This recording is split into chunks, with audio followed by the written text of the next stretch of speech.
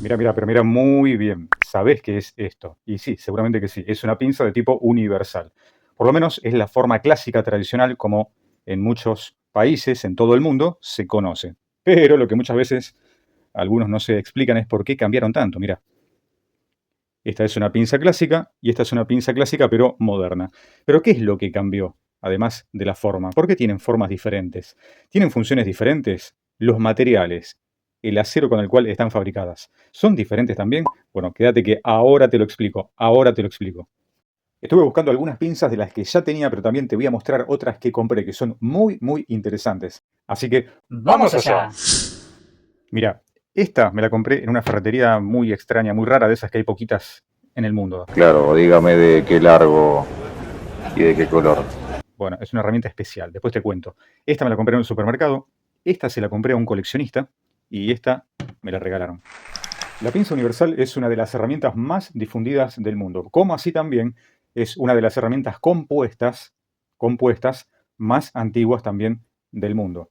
Y aunque no lo creas, y aunque pensés que todo el mundo tiene una, lo cual es muy probable, también es entendible que muchas personas ni siquiera tienen una. Por eso, si no conoces esta herramienta, como si también la llegás a conocer, te va a interesar este video. ¿Por qué? Porque aparte de mostrarte las diferentes pinzas universales que hay, te voy a contar un poquito de historia y alguna que otra anécdota. Mira, con una pinza universal podés arreglar prácticamente de todo. Es más, te cuento una pequeña historia. Cuando era muy chiquito había un hombre en el barrio que era conocido por su apodo, que era, ¿cómo era? El arregla tutti. ¿Y sabés qué hacía? Bueno, primero iba a visitar la casa de los vecinos cuando tenían algo roto. Generalmente uno pensaba que iba a sacar una caja de herramientas, pero no, sacaba una pinza de tipo universal. No me acuerdo si era más grandota que esta, o me parecía a mí que era más grandota porque yo era chiquito, y uno ve las cosas como gigantes, ¿no? Y era impactante lo que hacía el hombre. Con la pinza hacía todo. Sacaba clavos, acomodaba algunas piezas flojas que tenías en tu casa, tornillos, tuercas, y es más, hasta lo usaba como martillo. Bueno, eso no te lo recomiendo. ¿Por qué?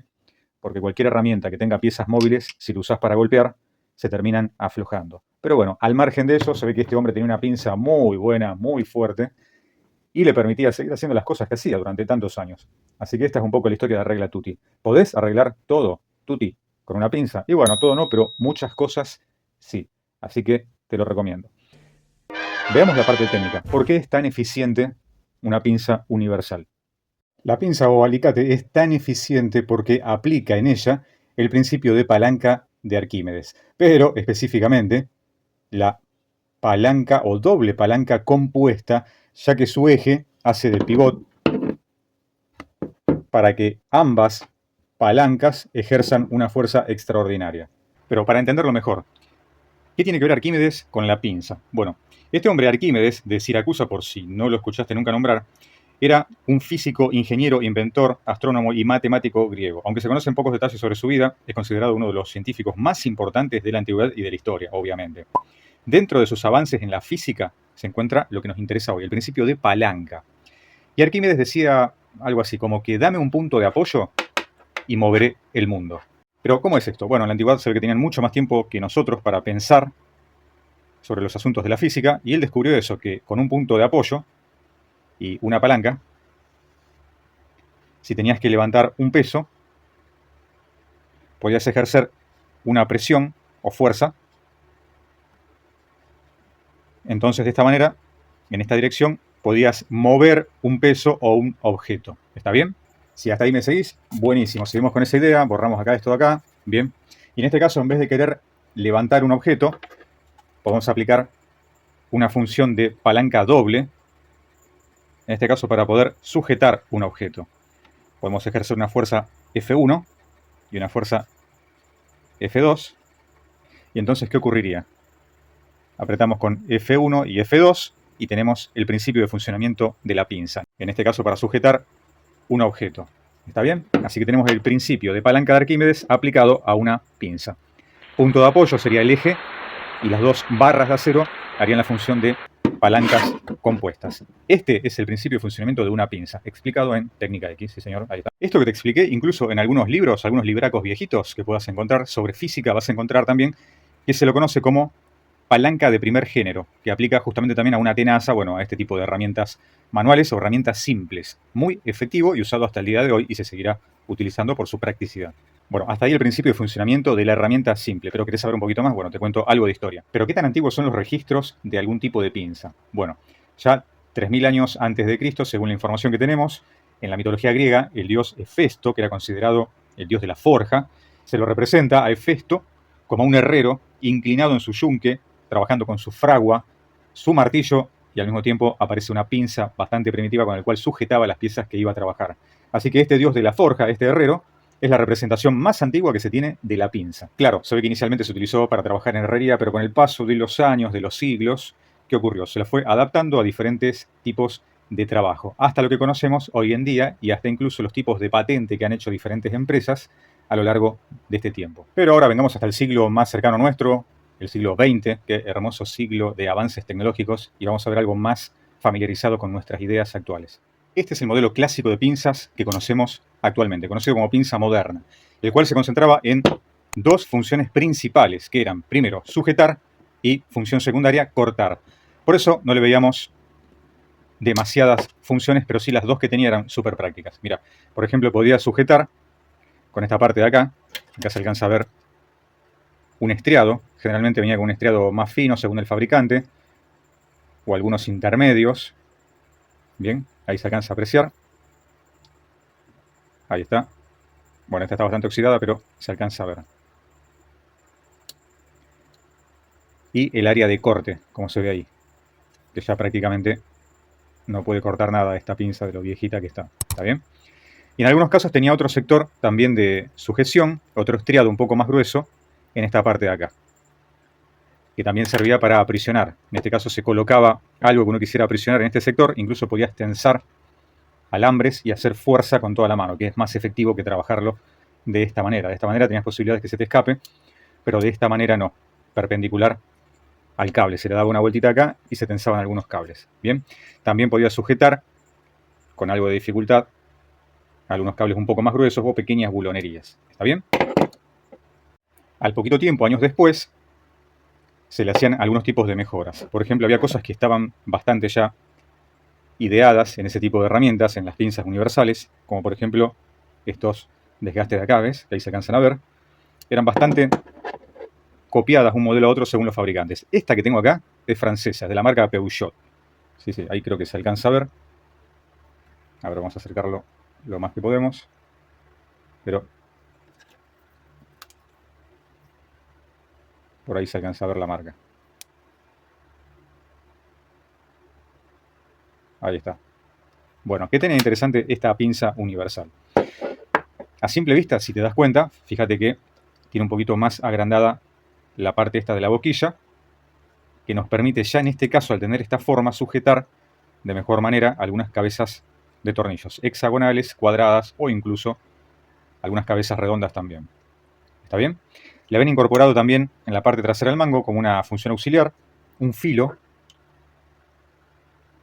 que lo vemos un poquito mejor, más de cerca, y ese filo servía para ajustar o desajustar tornillos planos. Está bien los que tienen el ranurado recto.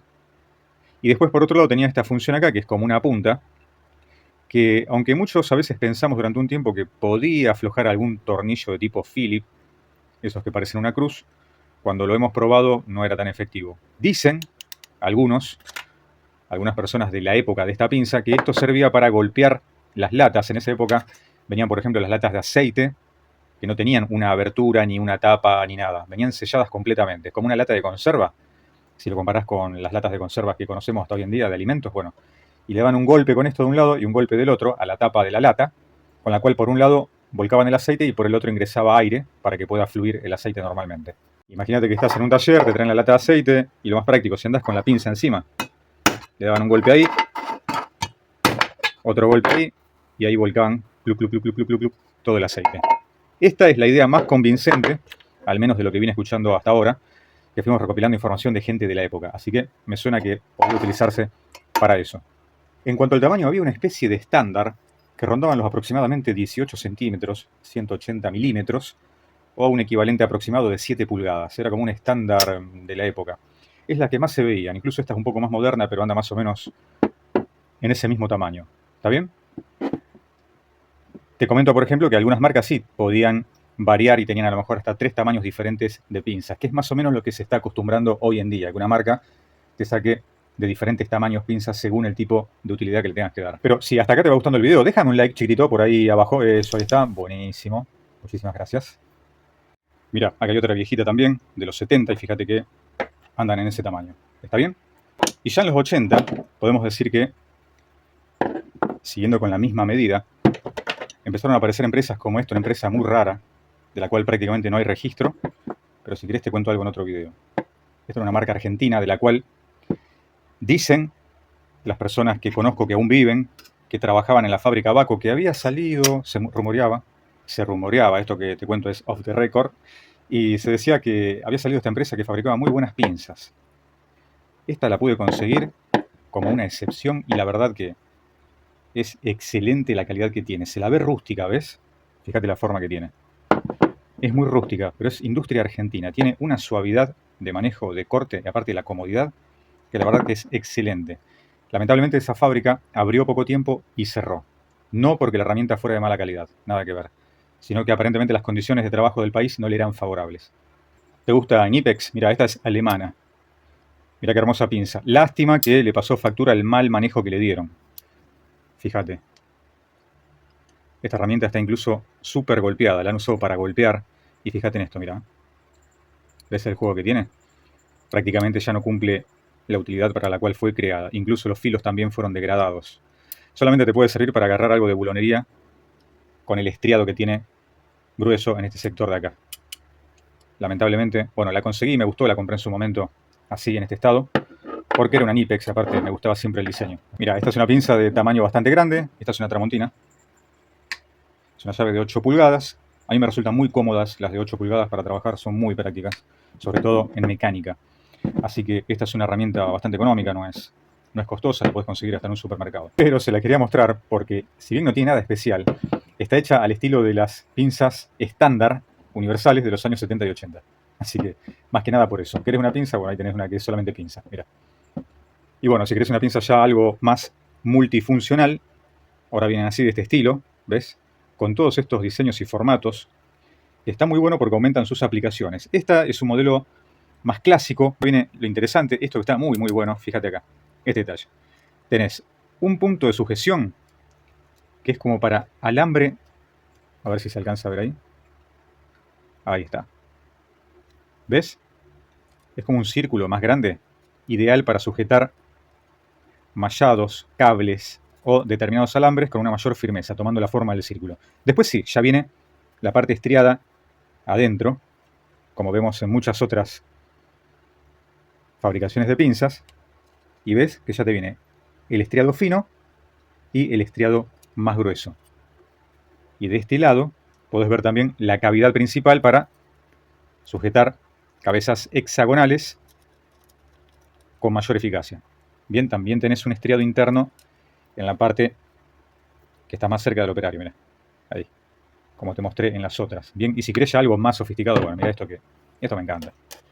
Tenés todo lo que te mostré recién, los diferentes tipos de estriados, fino, intermedio y grande, y después mira esto, acá. Mira estos puntos de sujeción acá, mira, parece un cocodrilo, ¿ves? Mira. Y ya cuando venimos a este sector, podés utilizar la función pela cable, que va de 8, 10, 12, 14, 16. Súper práctico. ¿Querés tener todo en una pinza? Bueno, este tipo de modelo es ideal. Te lo llevas en el cinturón de trabajo, en la caja de herramientas, bueno, muy bueno. Estos soft grip cada vez los van mejorando con el paso del tiempo y realmente ya parecen una piel, son súper cómodos. Lo cual te reduce muchísimo el tema de la fatiga, ¿bien? La fatiga en los tendones y a la hora de trabajar tenés que hacer menos fuerza con la mano. Así que a este punto han evolucionado las pinzas universales hoy en día. Pero como nos gusta saber tu opinión, deja acá abajo en los comentarios qué tipo de pinza es la que tenés o la que más te gusta. Podés poner la marca, qué marca tenés, la que estás usando y qué resultado te dio. Te comento también que, por si no lo sabías, bueno, las pinzas, así como las ves, también vienen adaptadas con mangos especiales, diferentes modelos, diferentes marcas que son para electricistas, que ya vienen con tratamientos con aislaciones especiales para soportar el alto voltaje. ¿Está bien?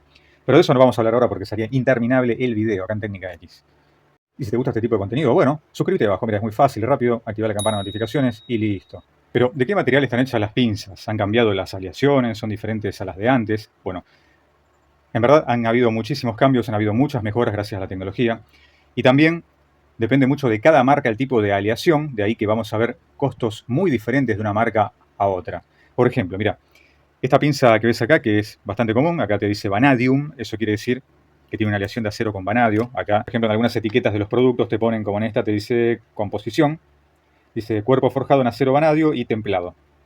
¿Está bien? Después seguramente los tratamientos térmicos de cada marca son diferentes. Por ejemplo, esta que tenemos acá, este detalle es muy importante. Dureza de los filos, 60 HRC. Eso es súper importante. Bien que lo aclare el fabricante. Y te dice el tipo de límite de corte que puede tener cada herramienta. Por ejemplo, en este de acá, esta Trigane, te dice puede cortar alambre de 1 a 3 milímetros y cable de acero de 3 a 5 milímetros. ¿Está bien? Eso es muy importante porque eso va a depender la degradación con el tiempo de los filos de la pinza a la hora de cortar. Algunas herramientas, pinzas universales, vienen preparadas para cortar aceros y otras no. Otras vienen solamente preparadas para cortar cables de cobre, que es un material más blando, más dúctil, y no va a producir un desgaste en la mordaza. ¿Está bien? Con esto la pinza universal se ha ganado el lugar especial en cada lugar del mundo. Útil para tener en tu casa, en tu automóvil, en una moto, para ir de camping, para viajar de mochilero, para irte a Marte, donde sea, en la estación espacial, seguramente en cualquiera de estos lugares, tienen una pinza universal.